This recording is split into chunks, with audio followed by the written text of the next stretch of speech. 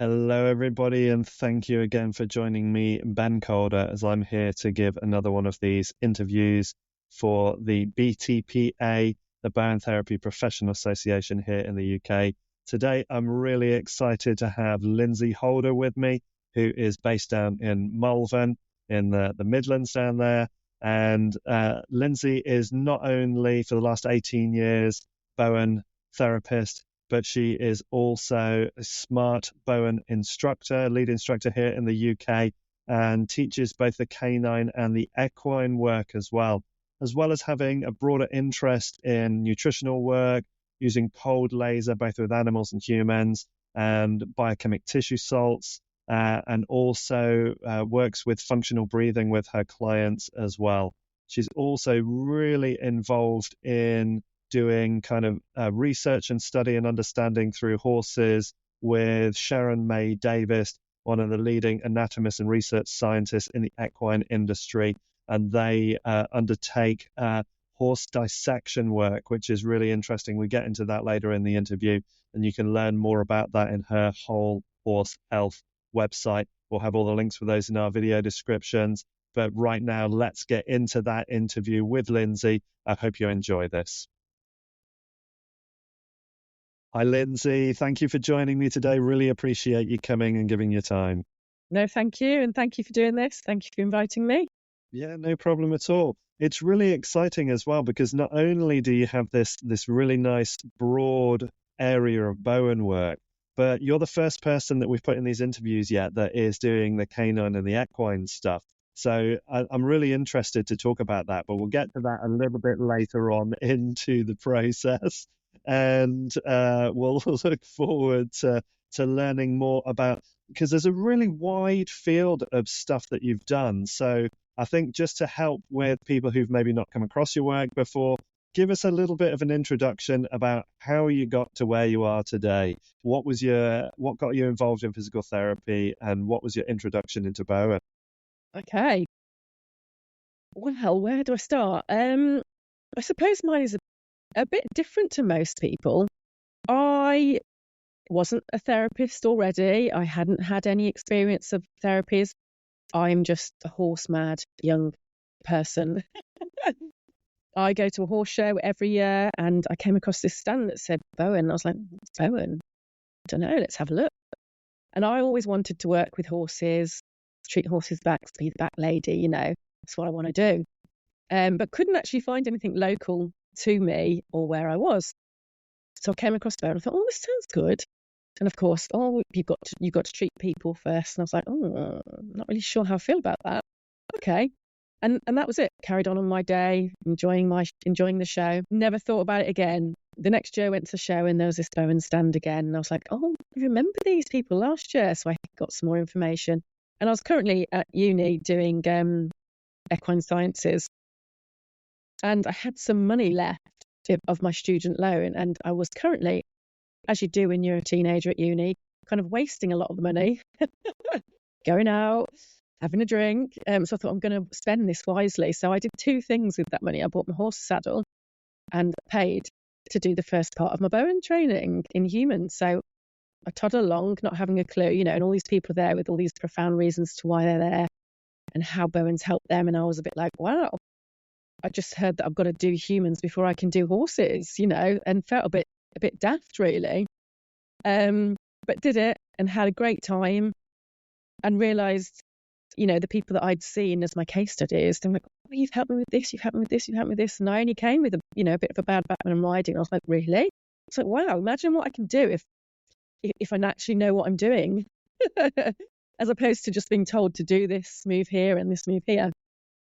So that was what got me started. And then I decided I wanted to continue and have a clinic with people before I went on to do my animal training, which is what I did. And I did my animal training a few years later. Again, really enjoyed it, but I was a bit like, okay, I need more.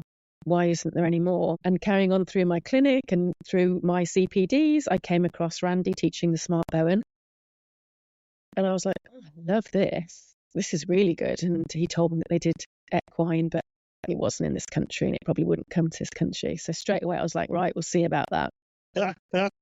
So it was a lot of emails, a lot of conversations with Leah and Brian. And to cut a long story short, I ended up going out to Australia and staying with them. And I ended up going to do the equine, but I ended up doing all of it because I basically ate, slept, breathed Bowen for the entire time I was there. And it was just an absolutely fantastic experience. You know, I'm so grateful for that experience and those moments that I had with both Leah and Brian. And they're just fantastic people in so many ways. And that was really the start of my Smart Bowen journey. And in between all of this, I did a bit of NST here, and I've dabbled in quite a few of the different styles, shall we call it, and enjoyed a few of them. But really, Smart Bowen stuck with me as I love this one. This gets me better results quicker, and stuck with it. And then I went back out to see Leah and Brian in 2016, and again on that journey, I met a lady called Sharon May-Davis, who's like a world-renowned science anatomist in the equine world. And then I went down another rabbit hole of doing lots of equine dissections with her.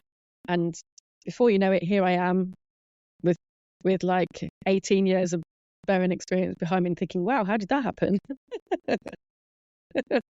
Yeah, that's amazing. I mean, that was actually going to be one of my questions there, was how long that journey had taken from being the student deciding what she's doing with the last parts of her student loans to getting to this point for 18 years. What a beautiful journey. And so nice as well that after having no real initial impetus to want to, really work with humans in the way that you do now, to finding it a really useful thing and seeing the value in that. It's again, it just goes to show us that I think that the technique itself and the act of working with people in the way we do, adds something into our lives that not a lot of other jobs give you the same kind of relationships and the same kind of connections as doing something like this. Yeah, and nothing's been hard. It's just happened, and I've just met these fantastic people along the way. And I just think, oh my God, I'm so blessed to have met these people. And then through meeting those people, I've met other people. And when I was out in Australia, I did half a day in Graham's clinic, and I was like, oh my God, that's amazing. Thank you, just to be able to sit and watch, see how that clinic works. And for Brian and all of his, just taking me everywhere. This was where Tom lived. This was where his clinic was. This is that, and a complete honour for him to be able to just take that time out and just show me all of those amazing places. So, yeah, fantastic, all of it. Just so grateful for all of it. Yeah, beautiful.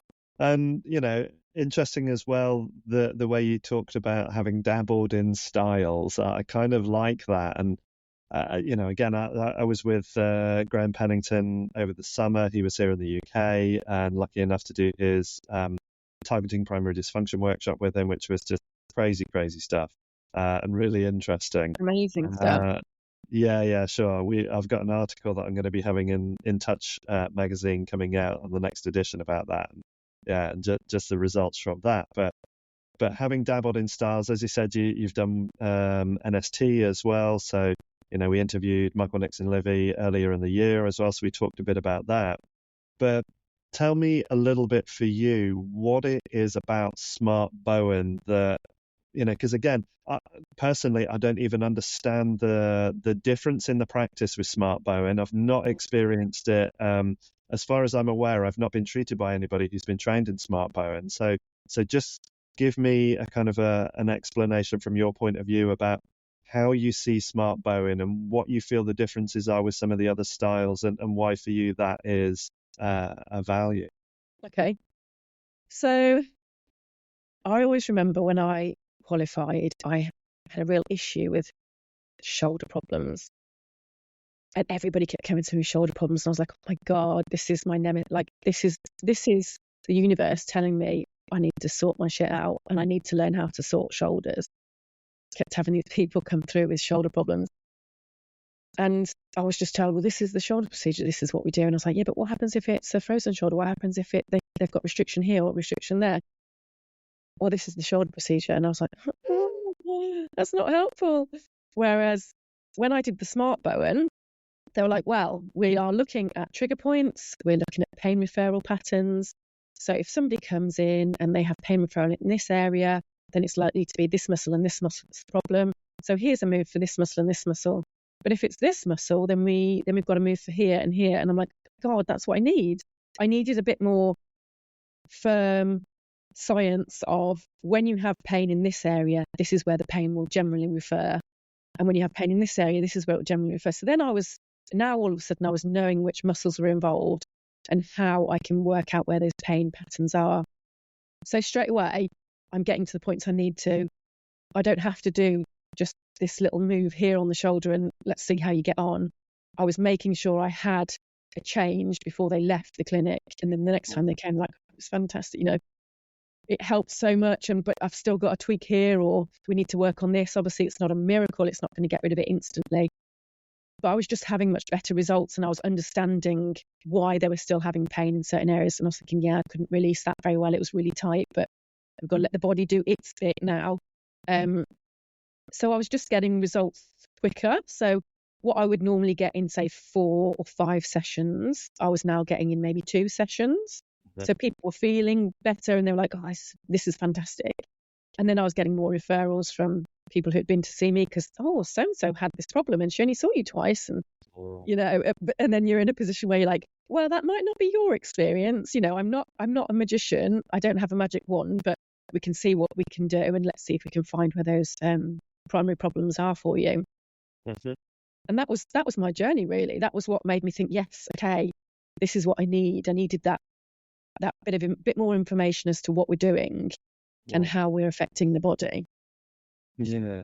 Your shoulder situation there sounds a little bit like people who don't like cats, and whenever they're around, the cats are always like drawn into them. It's kind of like, you will love us. You will find a way to do it.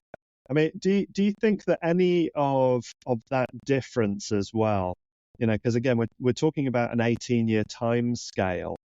Do you think that some of that is also partly that difference in how certain schools have embraced information around manual therapy from different sources, and rather than I kind of got a sense that back in the day that Bowen in some ways in the UK was a little bit closed to taking information from other sources, and so we weren't necessarily using it to inform why a thing did a thing or to understand the relationships. I mean, again, Penno's work is a good example of that, understanding that dural drag is a big difference in why you might be getting problems in different places and how those moves can be releasing things in other places. So you can have those patterns developing. And again, I agree with you at that in my early days of training, which was only 2010, 2011. So, not as experienced as you in this. But it was a bit like, well, this is what we do for that. This is how this works. That's for that. But, it didn't. And, I was already, what was I, kind of 7-8 years into being a professional kinesiologist at that point. I've been doing kinesiology for nearly 10 years. So understanding muscle meridian relationships is a very different thing for me at that point as well. Yeah, absolutely.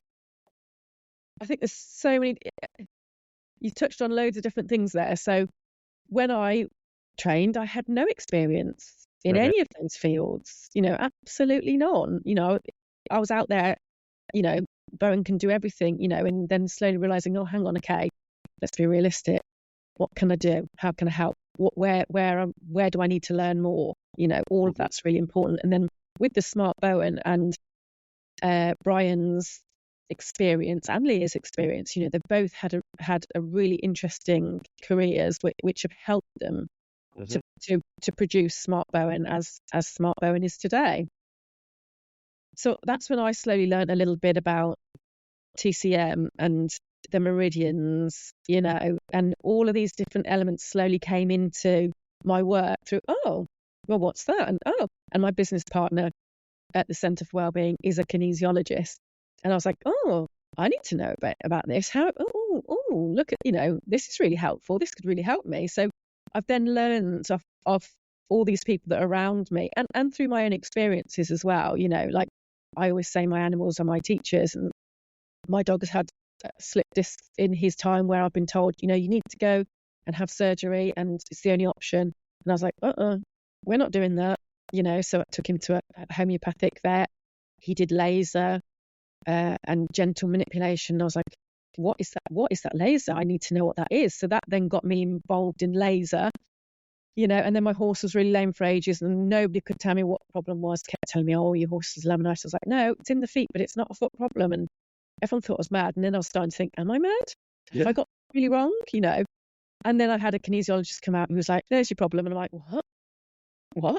I've been trying to find a problem for like over 2 years, and I hold him together a little bit with Bowen and then he'll fall apart. And then he'd be somewhere else and he'd be fine and be like, it's because you're not moving him enough. And I'd be like, no, I am. And I was thinking, I'm literally going mad. But then realizing that the problem was I didn't have enough copper in my ground, and that was creating the lameness in my horse. And if it wasn't for the kinesiologist, I never would have known that. So then I was like, I need to know what you just did. You're not going anywhere until you tell me how I can learn this from you. So that was another rabbit hole I went down. So I think all of those different experiences make you, and of course, doing Bowen for many years, you understand what tissue is supposed to feel like. Whereas when I qualified, I hadn't got a clue whether it was normal tissue, not normal tissue. I just thought, is that just unique to you, or is that what a problem feels like?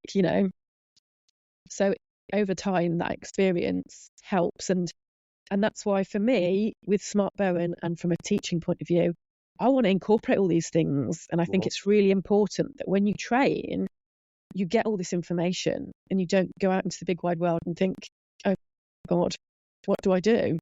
Yeah. Help them succeed as Bowen therapists. And also then the world will see Bowen as this fantastic modality, as opposed to, oh, some people aren't very good, but other people are good. Yeah.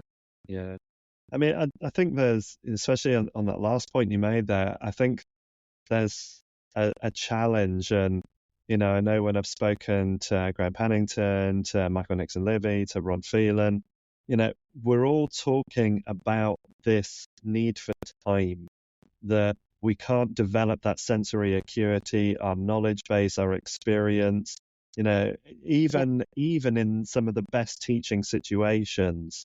There's only so much that as a student you can take on board and you can really accommodate into your understanding. And especially, as you were kind of having not got other therapeutic experience at the point, there's something about time and the amount of bodies under your fingers and the amount of tissue through your fingers that develops that acuity that you just can't get from, I would say probably any training course.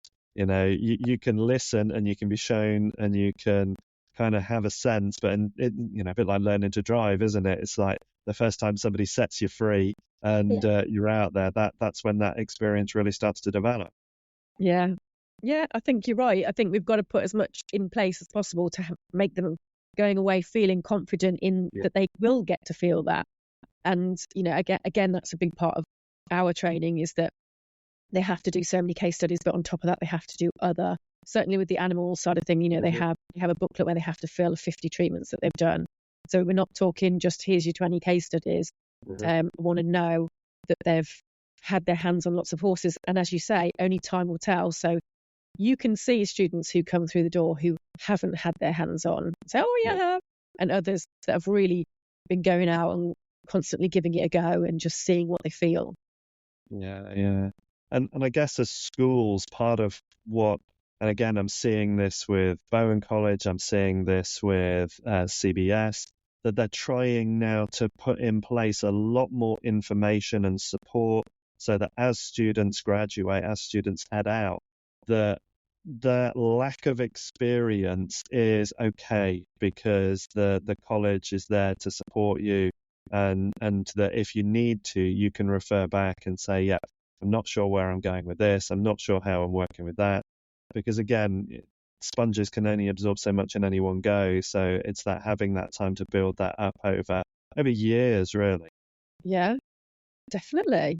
Absolutely. And I think, I don't know how some of the schools are doing it now, because there's been lots of change, hasn't there? Yeah. And I only know CBS as it was when it was ECBS when I trained, Yeah. and my experience of that. But yeah, I think the good thing is we're all heading in the right direction of we all want to work together, and I can offer something and they can offer something else, and constantly saying to my students, go and try the other schools. You've got to experience other ways of doing the technique, and you everyone finds what works for them and their niche.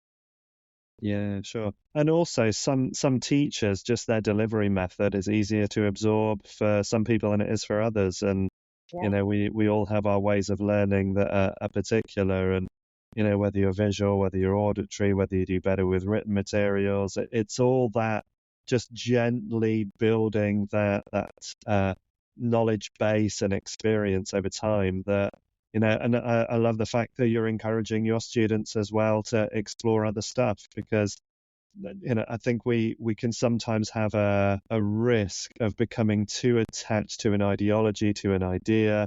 And I think the healthiest teachers are the ones that are there saying, yeah, well, this is one approach. And if you have a look at some of the others, then you can work out for you how you think, how you feel, the types of clients you want to see, which approach is giving you the results that you're looking for. And, there's kind of less attachment, there's less trying to grasp this, we're right, they're wrong, kind of attitude. But, and it's really nice for me to see this much more holistic, open process coming. And, and I get a sense that more of the teachers now, especially in the UK at the colleges, are all happy to interrelate with each other in ways where in the past it was all a bit me and them. Yeah, absolutely. And many years ago I was on the BTPA, as an associate member at the same time that Joe was, and we both kind of went and did our teaching. So we've got that connection and that friendship already. So I'm certainly not going to say, oh, you can't go and see them because she teaches for them now. It's just not what I do. And Joe's been onto one of my dissections and seen how that works, and I've been on her training courses.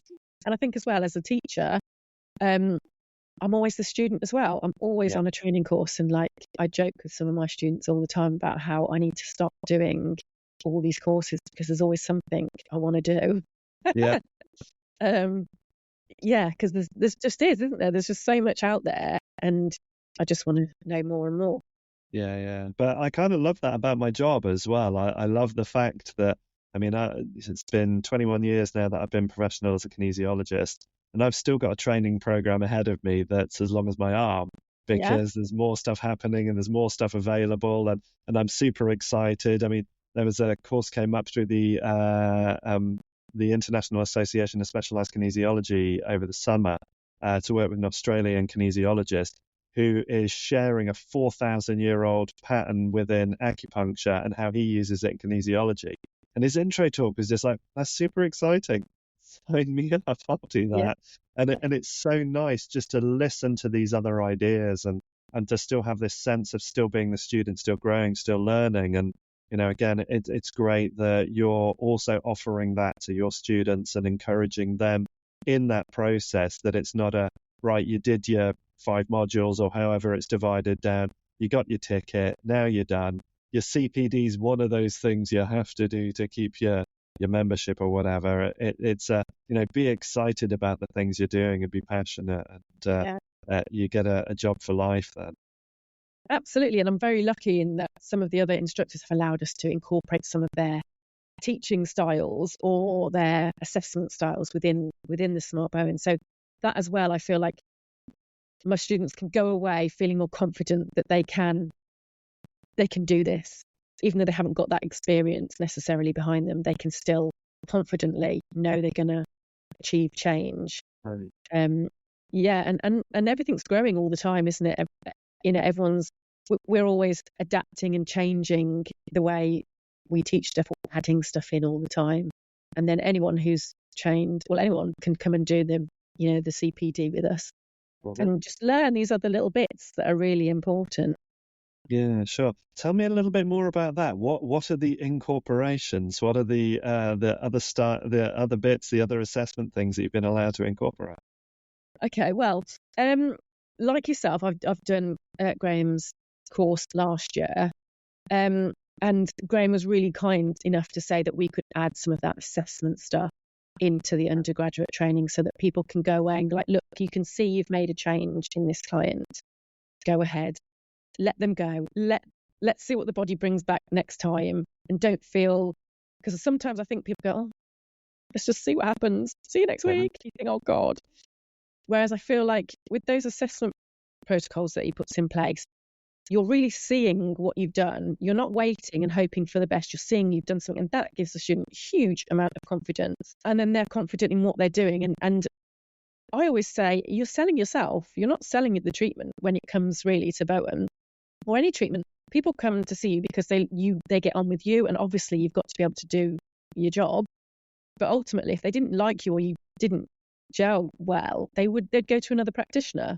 So you're never selling the technique, you're selling yourself. That's how you're getting your clients. And if you're confident in the technique and you're confident in yourself, you're going to be better at doing that, as well as being better at the technique, because you're confident that you can see the change. Yeah, no, I think that's so important. I mean, it's one of the things. So I was IOS trained, Importance of Symmetry trained a couple of years back with Robert Smith. Great training with him.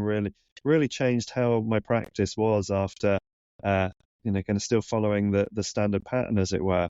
And then with Graham this summer, and then just a couple of weekends ago, doing my last, I go and work a lot of festivals over the summer and just share Bowen there and teach Qigong and talk about stuff. And it really gave me a chance. I did nearly 60 treatments over the weekend and had an opportunity to just put that targeting primary dysfunction work right into practice. Yeah. And one of the things I found about it was it also gave me a different level of confidence to know that on that session I've done enough. Yeah. That I don't have to add another thing in just in case. There's a response that's really visible from the body. No more fluffing needed. You can stop there. Yeah.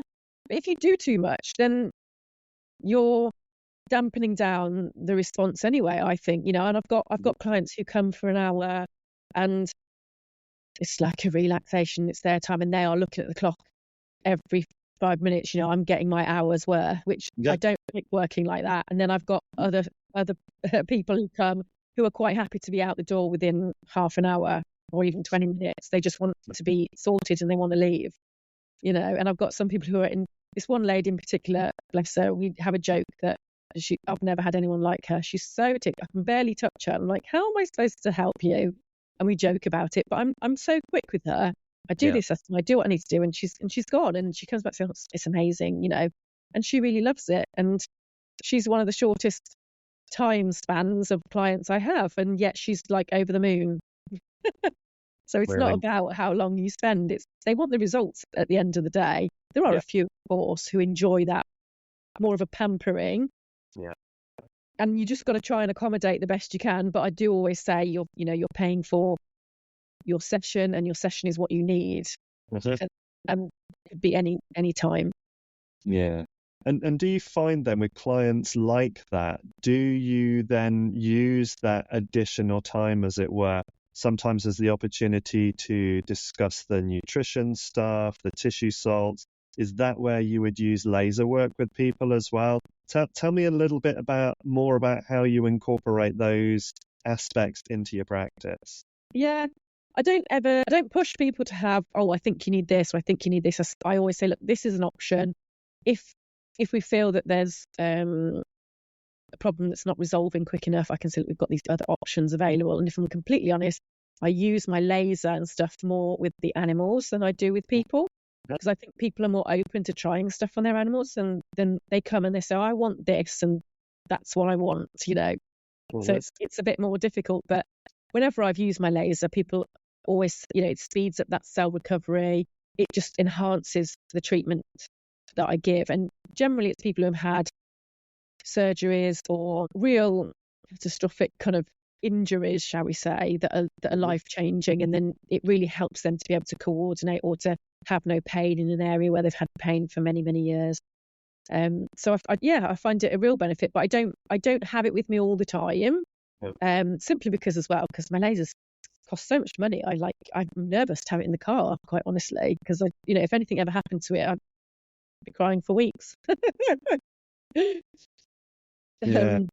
But yeah, I always talk to them about, if you're not getting the results, then we've got to look at why. But I try not to say to them, well, why do you think that is? I just say, well, we talk about all those things. We talk about nutrition, we talk about water, we talk about stress and how they manage that in their life. And where do we feel the problem lies, as it were, without saying it? Because sometimes people just can't manage their stress well, and therefore they keep coming back with the same problem. And no matter how much body work I do, unless they deal with that side of things, you're just kind of putting a plaster on. Yeah. Yeah, no, absolutely. That realization themselves as well. And some do, some do. And then because I'm very lucky in where I work, we're a multidisciplinary centre. So if I feel that they need counselling or they need anything else, I can say, well, there's all the leaflets out here, there might be someone else that can help you and support us through your journey that you're going through. And that's a big thing, I think, lately with all mental health. I always think, well, we should have more in our training about how we cope with that and how we deal with that training, because we're not trained up as counsellors and how to help people, but you have to have a degree of that within your practice, I think. And but equally, I do think you attract a certain type of person. I might get certain people, and someone else might only get people with sports injuries, and they don't want to talk about all that. Oh, that never happens to me. So I do think there is an element of that. Yeah. But I feel like you've got to be prepared for it, because I've had it a few times where I think, oh my God, can I cope with this level of offloading? And are they going to be okay when they leave here? So it's a tricky one to manage sometimes as well for us as practitioners. Sometimes the process itself and what people are releasing, that's quite potent stuff to be present with. Yeah, and that's where my breathing stuff comes in. So I'll talk to them about how they can breathe and how they can help release emotions through their breath work. Or again, I have a few athletes who come to me before races, for example, and they always say, whenever I come to you, like 5-10 days before, I always get my best speeds. And equally, we work on the breath, and then they can work and they can perform better as well. So I think breathwork's really good, because if you don't have functional breathing, you don't really have a functional body. And again, that's what brought me to breathing in the first place. Why are these people not responding? And I was thinking, well, they're not breathing properly. And if they haven't got functional breathing, then they can't have a functional body. And oh, well, I need to know how to do functional breathing, So how do you another rabbit hole? So how do you define functional breathing as a model? What is it that you're looking at? What are you assessing? And what how are you then leading the clients into changing that? So sometimes if people express an interest in it, we'll do what we call your volt score, so your body level oxygen test, and then I basically just see how well they are breathing and show them where they should be. And then we just do simple like yogi exercises, holding with one, breathing in, breathing out, and starting off really, really quite simply, and then encouraging them to say, okay, well, we've got exercises that you do when you're walking, and see if you can improve that volt score. And once we improve it by, I think it's something like 3 to 5 seconds, they will physically feel the change in the body. Sometimes people sigh a lot. And again, these will be questions I ask. How often do you catch yourself sighing? And, oh yeah, I do that all the time, and then they go, oh yeah, okay. And for me as well, if you're encouraging them to understand what that dysfunction is in them, they go, oh yeah, I noticed it this week. Since you told me about it, I noticed that I sigh all the time.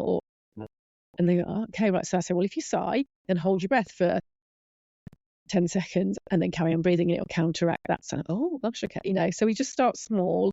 Whereas if people are quite heavily into sports, then we can give them exercises for when they're jogging, and a lot of really simple stuff, like just close your mouth.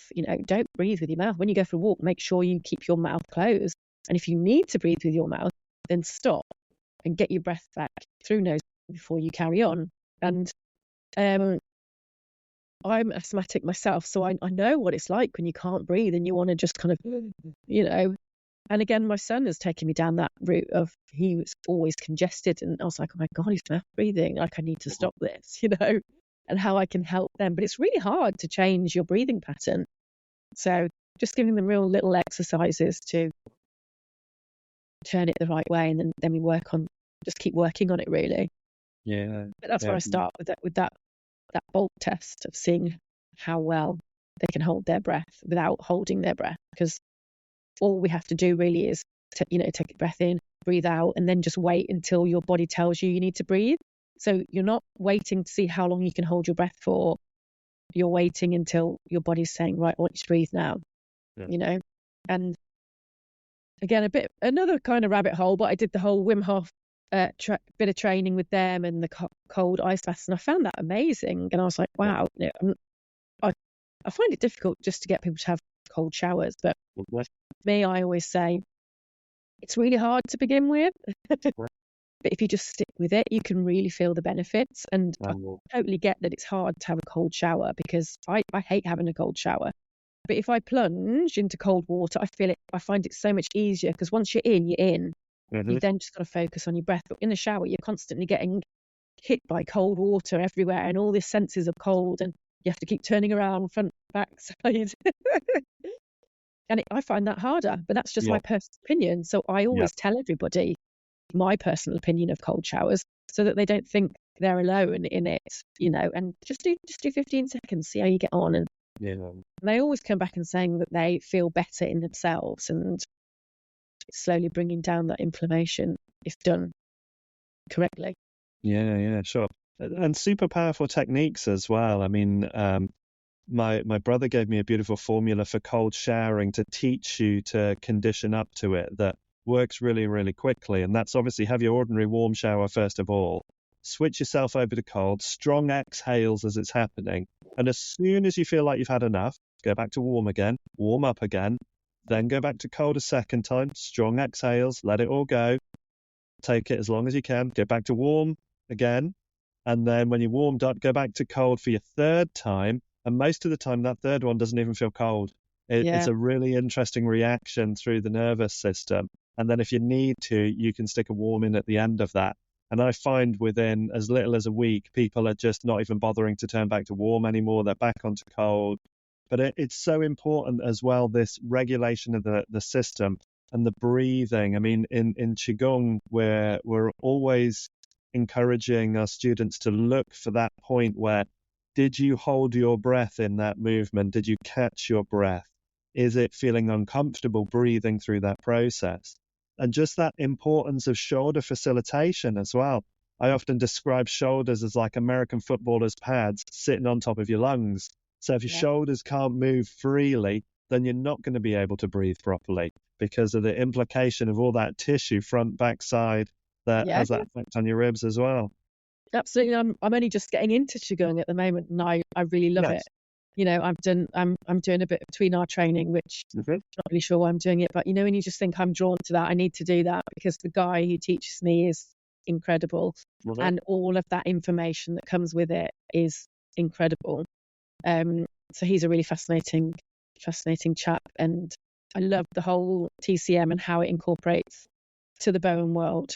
So that's something I'm working on a lot at the moment, and understanding why we do moves where we do moves and how it relates to a TCM point of view. So it's really cool, and I love the Qigong, and I tell my clients about it, and they're like, what you are? And I say, well, Tai Chi. Well, kind of, yeah. Yeah, it's always the inroad, isn't it? It's a bit like Tai Chi, but not quite the same. Yeah, sure. You'll have to come next year on to our retreat. We have a retreat in September now. So my teacher is over from Bali. We just had it a couple of weeks ago over in Snowdonia. So we do a real deep dive into Qigong. So I'll have to let you know about that. But again, I see it as a beautiful practice incorporating so well with Bowen Technique. And I see it almost like it's my self-treatment way as well. So in the places I can't work, I can use that mindful movement as a way to kind of transform how my body is. I use it as assessment within myself as well, because I'm noticing where am I holding tension, what feels open, what's allowing me to move, and what's kind of encouraging me to just be nice, be quiet, be gentle. So it's a super useful modality and integrates so nicely with Bowen Technique. So I'm glad that you found that as well. Yeah. I mean, I always used to send people to Pilates or yoga to kind of do stuff, but I'm so much more into now the natural movement, because people always talk about, oh, when you get older, you need to get strong and you need to do this and that. And I'm like, yeah, but you need to be flexible. Like, can you get down and like hop like a frog? Can you do that? Like, oh, what? Why would I want to do that? And I'm like, because you can't do it. Like, you've got to be able to be flexible, and people are only now, I think it's becoming a bit of a buzz. It's just starting to come up, but it's so important that people learn how to be flexible and not just I can hold a plank for 30 seconds though, or a minute, it's like, well, that's great as well. Yeah. You've got to have that flexibility and be able to move. Yeah, sure. And I don't think a lot of people really understand how much a lot of strength is based in tension. And when they're doing strength training, there's a lot of contractive movement in there, and there's very little opening taking place. And you kind of made a reference about yoga and people doing their planks.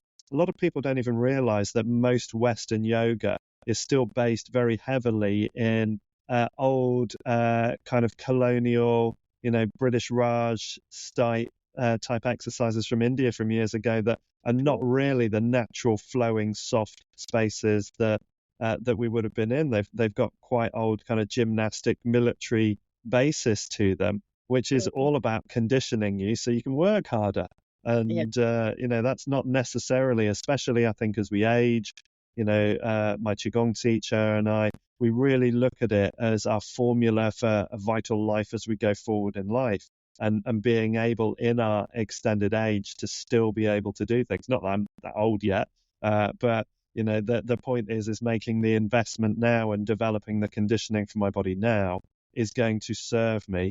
And certainly, we understand from research that your health in your 50s is one of the key indicators as whether or not you make it to your 80s.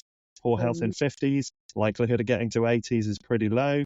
Good health in your 50s, much higher likely of getting into your 80s. So, being able to incorporate these different aspects is really important. And I'm kind of curious as well with the tutor that you're experiencing, whether or not they've introduced you to the fascia sinew channels as well. The really old school Chinese pathways that, Tom Myers' work seems very much based in that idea of the fascia sinew channels and their importance within work as well. Definitely. And how they're not that interested in muscles, you got to strengthen those ligaments, the tendons, and it's like, well, yeah, it just makes sense. Absolutely. There's a lot that I'm really enjoying at the moment. So yeah, beautiful. It all works nicely. So let's take ourselves onto a different side of this as well now. So we've been talking a lot in more general terms, but again, I love dogs. Dogs are beautiful. I've got a real thing for things like the staffies and the bullies and the Frenchies. I like a little beef dog, a little short-haired beef structure to me. It's always nice to feel that musculature. Horses are beautiful. I've only ridden a couple of times in my life, and I think Rowan Atkinson in Blackadder kind of described my horse riding, that he was referring to one of his other characters in Blackadder. He said, rides a horse rather less well than another horse might. So, it's not an area that I delve into. I've done a little bit of kinesiology with dogs and with horses, but and obviously your initial passion was in the equine world. You're at university studying equine science there. So tell me how that journey into equine and canine Bowen has been for you. Why is it different to humans as well? I mean, anatomically there's some basics and obvious stuff in there, but what's the real difference and what's the commonality within that? Well, if you know your anatomy and you know what a Bowen move, of course you can apply it to an animal, as far as I'm concerned. I just, for me, working with the animals, you learn to get that intuitive feel, because the horses don't care. They're not here with an agenda. They'll just say it as it is, and they'll show you where it is if you are listening. You have to just be able to. Anyone can do Bowen on a horse, but you have to be able to listen. In my opinion, you have to be able to ask as well. So many people just go in and say, right, I'm going to do this. Right, I'm going to do, thinking of where they've got to be next. I've got an hour here with this horse, and then I've got to get onto that horse. Pick your foot up. I need to see your foot. Pick your foot up. Come on. And they force it up. Whereas I don't do any of that. And sometimes owners look at me a little bit like, can you not even pick my horse's foot up? And I always say to them, no, I can make him pick it up, but I'm asking him if I can have it. I'm asking him if he minds letting me have a look at his foot. And they often want you to have it in a particular order. So, no, I don't want you to have that foot. I want you to go around to that other foot first. I'm like, okay. Then they'll lift their foot up. And if you listen properly listen that first time, they will give you so much more. They will just give you everything. And I just feel honoured to be able to work on these creatures, because they're just amazing. So amazing. Sometimes I do hardly anything, and I think, really? Is that all you need? And I'm like, well, he's telling me it is. So like, okay. And then you feel a bit like, oh God, can I tell them I'm done? But I've just gone with that and gone, yeah, I can.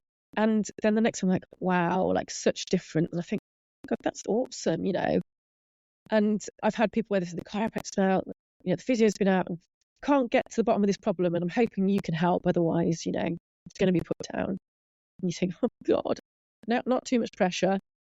And then you go in, you think, okay, right, and then you unravel one layer, and then something else comes out. But the owners then see enough of a change to go, oh, okay, this is definitely worth a try. So that's why I love working on animals, really. And again, with the dogs, sometimes I find that cats are really responsive as well. A lot of people say, oh, cats, they're not very good. And I'm like, really? I've never had that experience with cats. I just find they probably don't want you anywhere near them. So you have to be a bit more, no, you're not leaving the room, but you can move around, but you're not leaving this room, And I literally can be 5-10 minutes with the cat. And then I say, okay, that's it. And again, great responses. I used to treat a cat who used to be on maximum amount of morphine it could be on. And when at the end of its days, it was on the smallest amount that it could be on. And it didn't end up being put to sleep because of its physical issues. It was actually another issue in the end. And it's just amazing. You think, well, I would go there and I'd be there 10 minutes. And the cat's done all the work because I'm just facilitating that change for them. Wow. Sometimes you just need a gentle hold. And they go, okay, you're bringing my awareness to where the problem is. And that's it. That's all you need to do. And the body can do the rest. So that's what I love about them. They're just so open to allowing you to work if you listen. And I think if you don't listen, they'll just shut you out. And I've learned that through experience. I've gone in like, I've got to do this, right? I've got to get this done. And I think, oh, he's not giving me anything. Oh God, what is it gonna work? I don't know. But then when you go in with an open mind and you just let it happen, it just happens. And I think, again, my horses being my teachers have shown me that. I've got 2 young kids now, and it's like, have I got time to treat my old horse? Well, he's 27. The poor boy needs something. I've just got 10 minutes while the kids are running around, swinging sticks around them. And you think, they can hardly relax that much, but they're used to my kids now. Yeah. And I remember doing just a really small amount of work, thinking, oh, sorry, lad, I'll try and do some more tomorrow. Then the next day, striding in from the field, not at all lame, where he'd been lame for a couple of weeks. And I kept going, I will find the time. I will find the time. I will find the time. And I was like, it just shows me that 5-10 minutes was all he needed, and he was good again. And again, I've incorporated the kinesiology after having that copper issue with my horse. Again, my horses just like to teach me everything. I get all the difficult situations at home. But that's why I also find it difficult to treat my own horses sometimes, because literally it's like you can't see the wood for the trees. Oh my God, what do I do? Oh, I can't treat my own horses. But then you just have to get in there and get it done. Yeah. So how, I love that way that you're describing that you're listening. And And it's interesting, in Qigong, we have a term which is ting, which is to be aware of. And another translation of that is to listen to. And we often incorporate it as ting jing, which is to listen to the physical essence. And Yeah. it's that awareness of the internal felt sense within us. But how do you teach that? Well, What are you actually trying to, when you're describing, because it's not like, you're going to stick an ear onto the horse and, listen. So what are you noticing in the animal and in yourself that allows you to make that connection? Well, it's taken me a long time to come round to the spiritual side of things. You know, if you speak to any of my close Bowen buddies, they'll always be like, "Oh yeah, if anything emotional, anything, don't go to Lindsay," because I'm like, no, don't bring all that work here. But it's constantly there, being put in my face, and I'm like, okay, I've got to listen to this. So I follow people like there's a podcast called The Journey On podcast with Warwick Schiller. I listen to him all the time, and it's a horse podcast, but it's never about horses. It's all about that spirituality. And he has been a driving factor, and the people that he's interviewed, I've then followed, and he has his own library where you can watch all of his stuff and learn how he does it. But just listening, simple things like if a horse just even remotely turns his head or looks at you slightly, and I just stop and I'll step back as if to say, I hear you.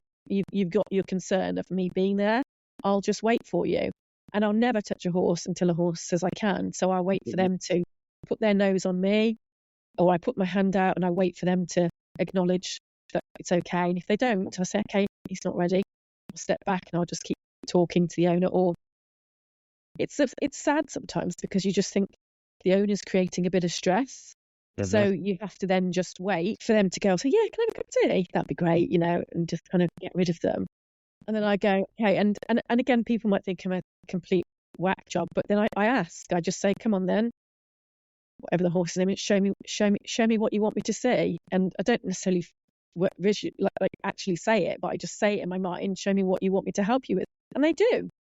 You just have to watch those signs. And sometimes when I first started doing it, I was like, okay, I'm doing what you said. I'm going to ask the question. And now I look completely mad to myself. But then something would happen. I'd be like, oh, wow, it did work.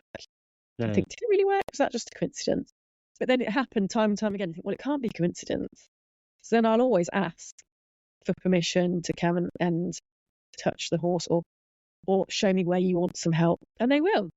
And you just have to have trust in that. A bit like kinesiology, when you learn to have that muscle test. Was that a strong muscle? Or have I just made that way? It's having that belief that it works and going with it. It's the same thing. Because I was the worst kinesiologist in the entire world because I was always like, was that strong? No, it's strong. It should be weak and it's strong. Why isn't it? Why is it like this? Why is it not doing that? And I was like, oh, Lindsay, get your mind out of it. Just shut up and just do it. I was always getting my mind involved, and it's the same thing. You have to just let it go and just see, and again, Leah, when I was out in Australia, showed me loads of things. Like I was a bit like, oh God, I don't know if I can cope with all this. It's a bit too woo for me. But then simple things like offering oils. And I was like, oh wow, and we offered oils to a horse that was really anxious. And then the next time we came down, because she was teaching and I was just watching and observing her teach, came down the next day, and this horse we'd offered the oils to was just chilling out at the top of the field. And I was like, have you seen this? And she was like, yeah. And I was like, no, just from a few oils. That's amazing. So it's just all these things have been put in front of me. And I think, well, I'm going to try that. And it's amazing because they're always open to having that line of communication if you haven't got an agenda. Sure. Although it's interesting the way you're describing it as a little bit woo to ask a question internally, but from integral theory, from the theoretical basis that I work with within my kinesiology, we've got a very good explanation for that. And it's actually very simple in that there's a subjective and an objective part of us, the subjective being our mind, the objective being our body, our behavior, our movement. They can never be separated. And you'll always have a correlate for one in the other. So for example, if I stub my toe, I'm going to make mind frames around the pain and what I did and what an idiot and But at the same time, if I have a thought of anxiety or stress, I will create a correlate in my body. I cannot not do that, So the body wears the shape the mind creates. So because we forget, we've become so language orientated. All of our AI models are large language models. But what we forget is still the vast majority of communication is nonverbal, it's body language. Right. So and in kinesiology, as I frame a question in my mind, my body creates a very subtle shift around what that question means for me. And certainly with something like horses, dogs, cats, they are super sensitive to that shift in the body language so much that, of course, when you frame that question, there's a change in your physiology that might be unobservable to you, but is going to be observable to an animal that relies on something like that so much for its survival. Yeah, absolutely. I think you're completely right. I think the fact that I am around a lot of owners who you can't have that conversation. Like, do you know what I mean? It's like, how do you, I think that's where I come across is like you're around people all the time who are like, pardon? You're doing what? Okay, just be quiet, Lindsay. Just say yes, we're all good. Let's do our thing. It's not very often that you're around people who understand that process and you can happily just talk about it and people don't look at you like, are you all right? That's my experience, especially with the horsey world, when you're treating people who, and not everybody is the same. Absolutely. There are some fantastic horse owners out there, but you do get the odd one or two who, can I ride it? Can I do what I want to do with it? If I can't, shoot it. Yes, it's an it, isn't it? Not a they. It's the beast, it's my object, and I need it to be doing the task I need it to do, like the car or the Hoover. Yeah. But it's true. And if they don't like the answer that you give them, well, I'll go and find a therapist who will tell me I can still ride it, And it's a bit heartbreaking in some instances. And I've moved away from working in certain areas because I just think, God, I can't keep putting a plaster on for you to keep ripping it off and breaking it. I'd rather work with people who have got like their own little horse who they love and they'll do anything for, and it's just their happy hacker. That's the kind of people I like to go and treat their horses because they actually care. Other people will tell you that it's their life, it's their joy, it's their soul horse. But if you can't ride it, you're going to put it down.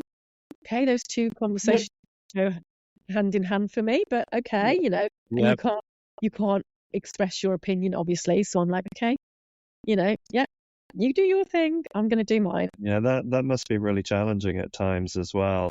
I find it sometimes with humans that, they've got an issue and it's really clear where their cause is behind it, but there ain't no way they're going to change that.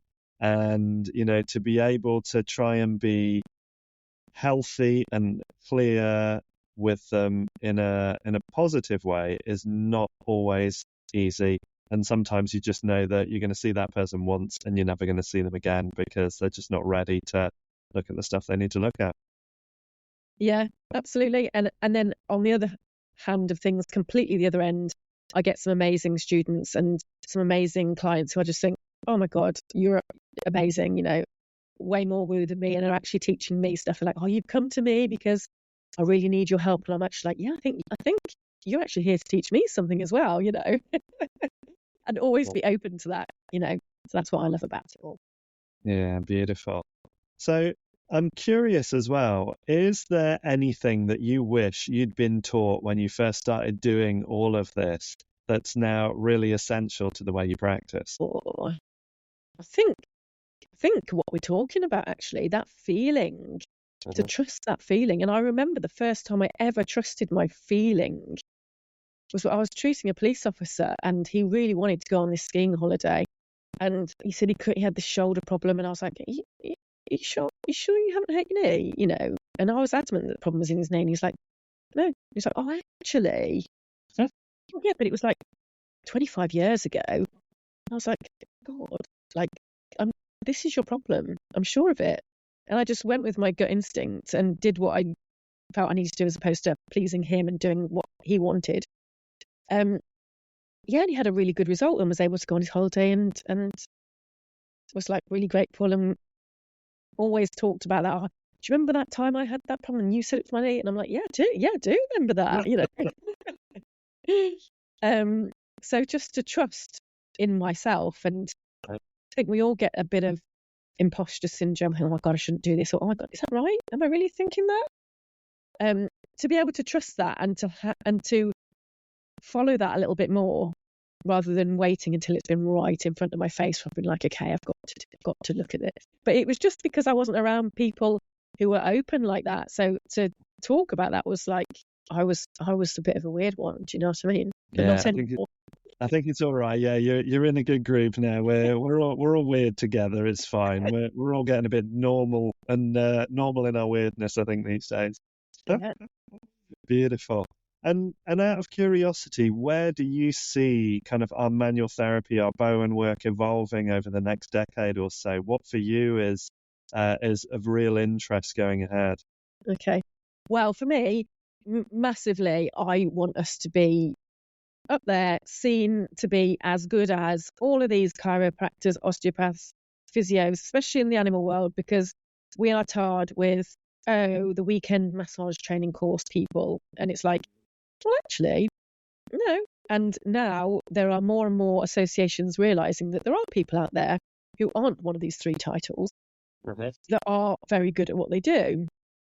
And for me, I just want to bring the standard of training up and recognised without having to give all our material away, our intellectual property, and because you can't be a BTEC without us owning your material or whatever it is.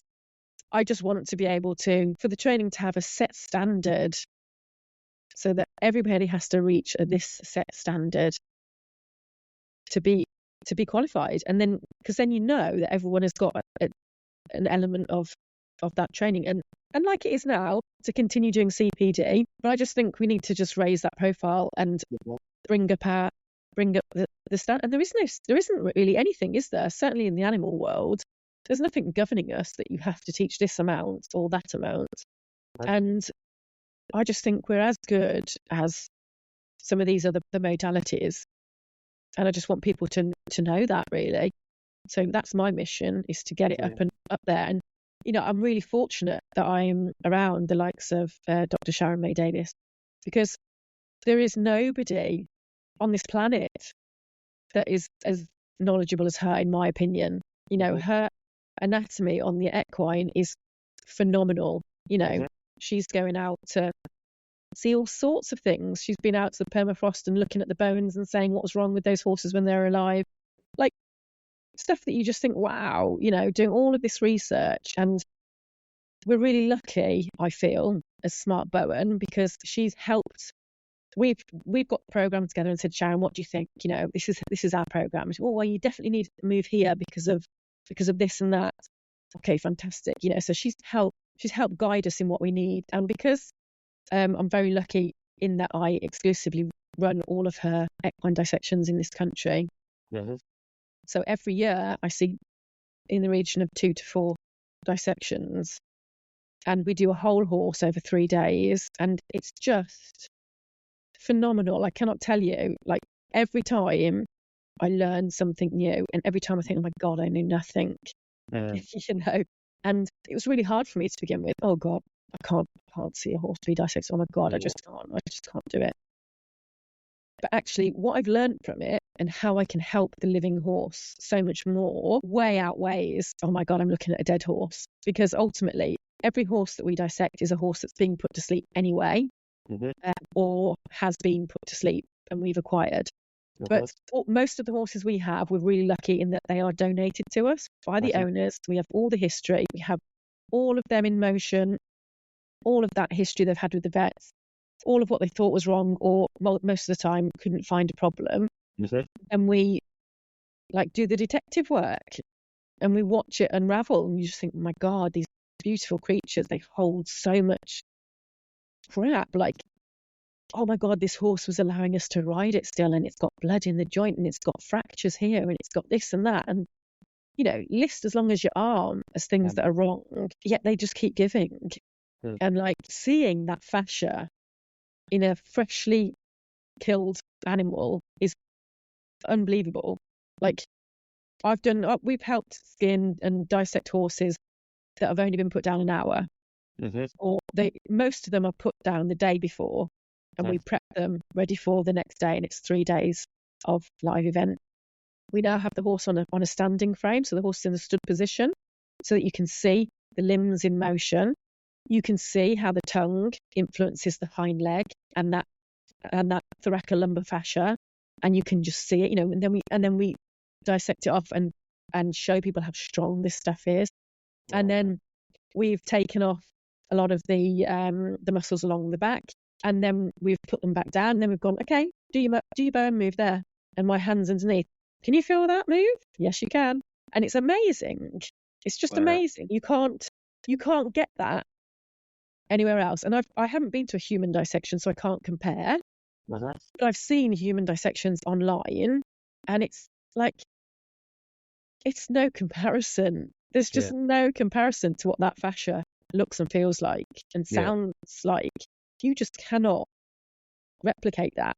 The very first horse we ever did was a horse that had been frozen, and the fascia totally different, like completely different. So that is amazing, and I try and get all of my students on the equine side to do a dissection, because Sharon is in a point in her life where she wants to start retiring, and I'm like, oh my God, people, if you have not done a dissection with Sharon May-Davis, you need to, because she's like an artist. The way she does it is, there's always respect for the animal. We have flowers for the horse every time. The horse has a name. The horse goes into the research system, and he's never forgotten, and he's always talked about when we talk about the research. And there's lots of stuff, genetic malformations and all sorts that are rife in the equine industry. That's too much to discuss now because it's so big. But all these things Sharon has identified, and to the point where she's even had death threats because of the things she's uncovered that are threatening, the breeding history of some of these animals. And it's unbelievable. I can't explain how much you learn, and by the end of day one, your brain is fried, and then you've got 2 more days to try and retain some information. Every time I go on, it's amazing. And how different all these muscles are. This big trapeze they talk about in the horse, it's as thin as, like, it's definitely thinner than your finger. It's half the thickness of your finger. And you think, oh my God, what? That's not what we're told, And the nuchal ligament lamella, there's all these lamellas that go all the way to every cervical. No, they don't. They actually stop, at 5, 6, and 7 most of the time don't have any support. And that's what we see as support. And you see so much of horses nowadays with, arthritis of the lower neck. Well, I wonder why. And people just don't realise that those structures are missing. Right. So if you know what's not there or what is there, then you can help the horses that you're treating way more. So although it's a bit gruesome talking about doing dissections, it's so informative. And even if you don't do horses, I think it's worth doing just to see the structure, because you'd never get that experience with people. Yeah, fabulous. And I take it that this is the work then that we find on your wholehorsehealth.co.uk website. And so people wanting to access that, we will be putting links to connect into Lindsay's work into the video description. So if you do want to follow up more on that, we'll look at that. And I really understand about the value of dissection. I've not had the opportunity yet to go and physically be with human forms and do those dissections, but very inspired by Gil Headley's Integral Anatomy series. And we're really excited because later on this autumn, I get to interview Gil Headley for this podcast as well. So, which I'm really, really looking forward to. Really grateful that Gil's given his time. But, it sounds like you've got that similar mentor there as well with Sharon May-Davis, and, the value that these people are adding to our understanding. Because again, that was kind of going to be my next lead in. What do you think we should be exploring in bodywork that you feel isn't being given enough attention? I'm guessing part of that is that time with actual bodies. Yeah, absolutely. There's nothing like it. There's absolutely nothing like it. When you want to feel what tissue feels like, and I know it's on a dead horse, so it's not quite the same, but you get to experience so much. Then you go, okay, well, this is what the tendon feels like here. Can you feel it right now? Go and feel it on the leg that's still got skin on. Can you now, distinguish what you're feeling? Oh, okay, right, yes. It just helps you understand what your hands are on. Because even when you're there, sometimes you think, oh God, what? Like, oh my gosh, so much to take on, so much. We spend all morning just on the head because there's so many fine, intricate muscles there. Looking at the nerves and how they come and spread through it's just incredible. Just absolutely incredible. And we used to do hearts, lungs, and digestive system, which we haven't done for a long time. But our next event is in November, which we will be doing hearts, lungs, and digestive system because people are like, yes, we want it. And I was like, well, the only reason we took it out is because that was what you kept saying was your least favourite bit, You can't win. So now we're doing it again. But we're fully booked for this year. Sharon will be back next October, where we will have 2 more events. But yeah, I just think it's invaluable. Yeah. It's really invaluable when you looking at the tracker, you think, oh wow, is that really what it looks like? Like you have an idea because you think you know what it's going to look like, and then you see it and you think, oh wow. So yeah, I think it is. It's something that everyone should do if working on animals. And so many times I come across people and say, do you want to come? And they're like, I know what I'm doing. I've been in the industry for years or so. And you think, oh, okay. And we have vets on the course who are like, oh, wow, who understand the value of doing a dissection. But again, very few amount of vets that will actually take it on board and be like, okay, we can learn something here, because straight away they're always so defensive that they know it all. I think that's a really dangerous place to be in for anyone. So yeah, I just, to the point where when I first started doing the dissections, I was a bit like, I can't work on horses because like I just don't know anything. When you look at this, it's incredible. And I still feel like that a bit now. I get overwhelmed by it all. It's just so much. But you can only do what you can do with the information you've got. And you can only really change with that. And if you're open to more, it'll come. I think that's a really big lesson, is that there is always so much more. Like most of us know what we know, and we know the stuff we don't know, but we don't know what we don't know. Yeah. And there's such a range of information. Like if anything, I was saying this to somebody the other day, when I was 2 years into being a kinesiologist, I had this sense that I kind of knew a lot, and I felt, quite cocky about that, a bit arrogant about that. And now 21 years in, I'm like, yeah, I'm not sure about loads of stuff. I'm much less certain in some ways, and I'm much more open to there being other ways, other possibilities, other patterns within there that, because we're, humans, animals, ecosystems, we're just incredible things. Yeah, absolutely. There's just so much to learn, and only so much time. So with that in mind, Lindsay, if people want to learn more about you, where are the best places to send them through to? So what did we say it was? Bowen-training.com is going to be the new Smart Bowen webpage. It's currently just a holding page, but hopefully that will turn into more information. But currently it's at smartbowen.co.uk, where you can find base information there. Or, of course, my Centre for Wellbeing.co.uk. It tells you all about me, but the Smart Bowen, either one of the two. But they are a work in progress. Yep, no problem. And we've also got you on Instagram at Bowen Therapy as well. And also, if you want to follow the equine side of things, that's at equine_Bowen.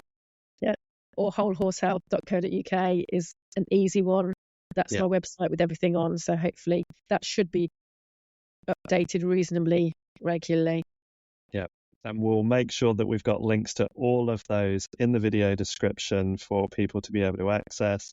And I hope that that at some point you and I get come into contact on a course or a training somewhere, because it'd be good to. And I might even bring myself along and do Smart Bowen as well, just to be curious and see that. Like I say, I've got a training schedule that I've got booked out for a little while. Yeah. So it's going to be Maybe you back can end do of a section. 25 or 26. Yeah. Yeah. Or maybe a I dissection. would do Yeah. a dissection. Yeah, sure. Something really out of my depth. But yeah, that'd be amazing. Lindsay, I really, really appreciate your time today. It's been really fascinating talking to you. Thank you so much.